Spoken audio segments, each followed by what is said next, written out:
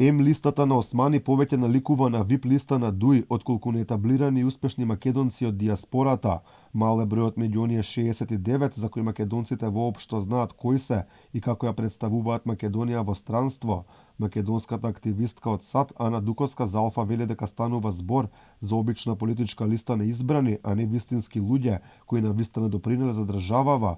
Како пример ја дава Германија, каде вели дека сите четворица се албанци, иако таму има голем број македонци кои тоа како допринеле за Македонија. Листава повеќе наликува на VIP листа на ДУИ него на листа на успешни етаблирани македонски државјани од иселеништвото.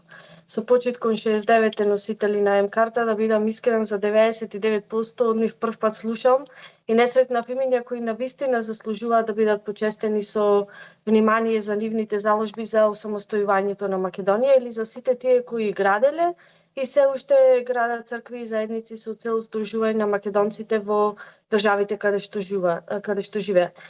Дуковска е на ставот дека ваква листа може да има и позитивен импакт, но за да биде сериозно сватена, потребна е широка општествена дебата, а не обична политичка оценка. Вели не може да бидат избрани од дипломатските представништва, бидејќи дел од нив се празни, а во другиот дел речиси сите се поставени на политичка основа.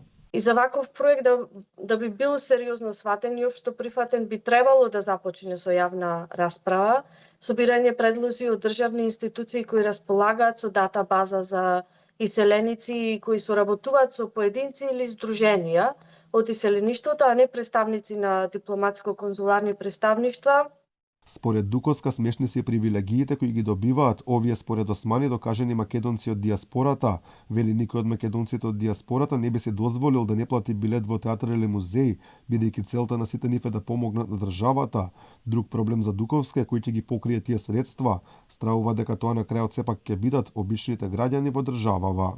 И за привилегиите кои се стекнуваат носителите на М-карта, ми е дури и непријатно да коментирам, да бидам искрена, зашто брзиот влез на аеродром е фактички привилегија на дипломатски пасош, но не важи за подигање на куферот и царинска контрола.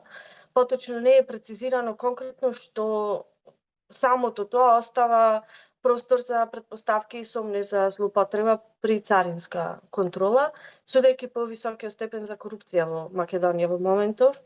Дуковска вели дека ако би била ставена на оваа листа, само би побарала да биде одстранета, бидејќи се заложува за еднаквост на сите граѓани, а не едни да бидат над други.